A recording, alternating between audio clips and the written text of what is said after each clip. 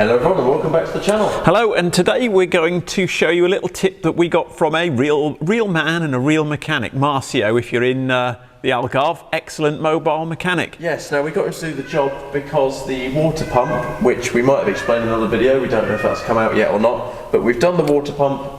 Well, we haven't, we've got Marcio. We watched Marcio do it. Yeah, we watched Marcio do it because there was one specific point that we couldn't get past ourselves, which was the crankshaft pulley bolt, which is a massive nut. Yeah, and there is a Mitsubishi specific tool which braces itself against the chassis so that you can then... And it'll stop the engine from spinning. Yes. Over and you can undo the bolt. When you turn the bolt, you just turn the engine. When you turn the bolt, the engine just spins, so you've got absolutely nothing to grip against unless you've got the specific tool. So we got a really good tip, didn't we, from that? Well, the only thing we could find on YouTube was that people were wedging a spanner in, or wrench, yes, and then turning the engine over. You just quickly turn the engine on. Oh no, we really didn't fancy that. No, so that looked like a recipe for disaster.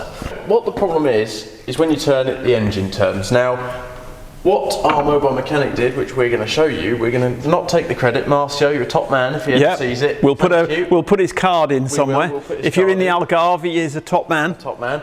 Now, what he did was he got us to put it in 5th gear, and me and Dad had to push the car. And what we did was attach the breaker bar to the crankshaft bolt, which we couldn't undo. So then the engine's locked to the gears as such. If you move the wheels, the engine will move. Put it in 5th gear. Put that in, and the radiator was out at this point. That went down through onto the floor with the help of an extension, which is, you can see there. This is obviously the end of a trolley jack. Yes. But you need to take the handle off to get it in. Yeah, and that went all the way down to the floor. Like on ours, that is. Yeah, at an angle.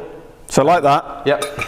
And then as we pushed the car, that slid along the smooth floor. So you need a relatively smooth floor for this, and something. Or a piece of wood underneath if you're doing it outside. Yes, and that literally went along as we pushed the car back and forth, and it went like that. And he literally just moved it. Nothing. And he went like that, and then he just turned it off with his fingers, more or less. And it was hand undone. It was a really good method. Yeah. So you need a little buddy. He sort of made sure that didn't slide. He sort of held it in position without any effort, and then you need a couple of buddies to push the vehicle, or just a strong bloke. Which is obviously not me. And then it just snapped. And we were because it was all just effortless, wasn't it? Because obviously the idea of turning the engine and using the starter motor of the engine to turn the engine over and sort of pop it loose, it just sounded terrible, didn't it? Yeah. And it didn't sound like a good idea. And we regretted not filming it. We didn't really think about it at the time. No, we were so just trying it. Yeah.